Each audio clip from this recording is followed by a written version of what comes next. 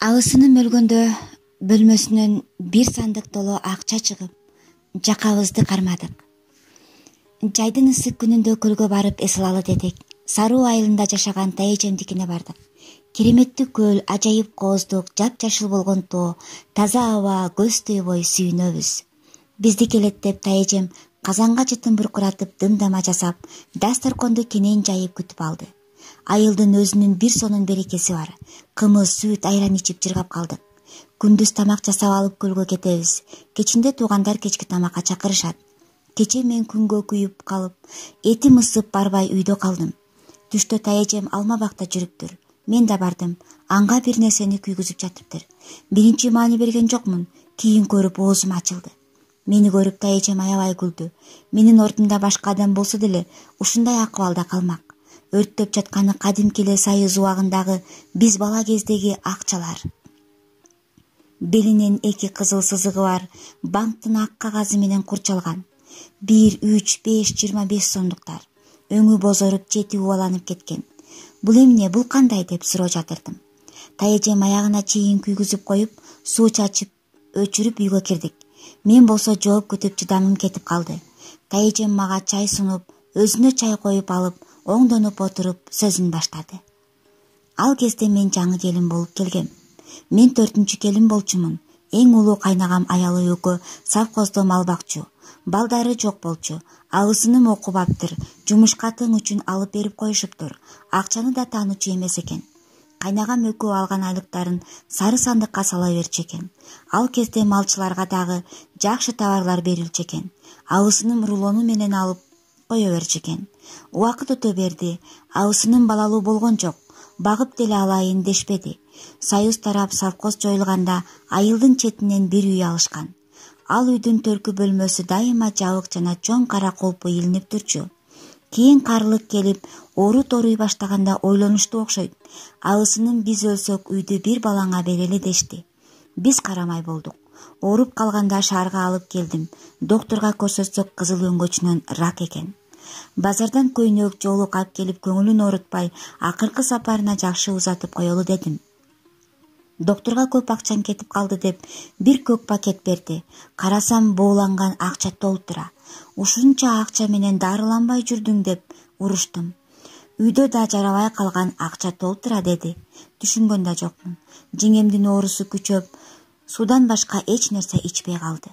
Өлсөм да үйдө өлөйүн дедиби, үйгө жеткиргиле дей берди. Айылга келгенде өзүн таштап койду. Малын даярдап, үйдүн тегерек четтерин тазалап жүрдүк. Баягы төркү үйдүн ачкычын деле сурай алган жокмун. Ошентип жеңебиз бул дүйнө менен кош айтышып кете берди. Кайнагам жаш кезинен эгиз козута ээрчишип көнүп калган неме жетимсиреп эле калды. Аны көрүп карыганда кемпиринин артында калган жаман тура деп боорум ооруйт. Өлсөң баары артыңда калат, түшүндүңбү? Кечки тамактан кийин баары силердики, үй, мал деп төркү үйдүн ачкычын берди. Мен өлсөм кемпиримдин жанына көмүп койгула деп керезин калтырды. Эртеси баягы бөлмөнү ачып кирдим. Тобо, Союз убагындагыдай дүкөнгө киргендей эле болдум. Курган жеңем мунун баарын эмне жыйнады экен? Эмне гана жок, жада калса одеколон коробкасы менен бар экен. Бир коробка кадимки эле кирсамын.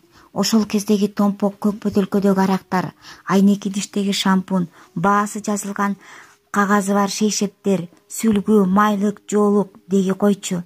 Тамдын шыбына чейин жыйылган кездемелерди сурабай эле кой. Баарынан кызыгы жүктүн артындагы сары сандык болду. Ачып алып оозум ачылып калды. Баягы жеңемдин жарабай калат деген акчалары экен. Союз убагында алган акчаларын ушу сандыкка сала бериптир толтуруп. Бир сандык акчаны көрүп, өзүң башкача болосуң.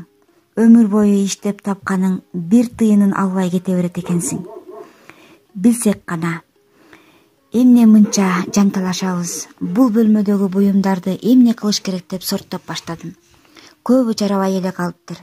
Тизилген кездемелердин ортосу чирип кетиптир. Акчаларды банкка алмаштырып берет дегенден апарсак, мөөнөтү өтүп кетти деп алмаштырбай койду. Тааныштарга, туугандарга пачкалап берип тамашалап чай ичип койгула дедим.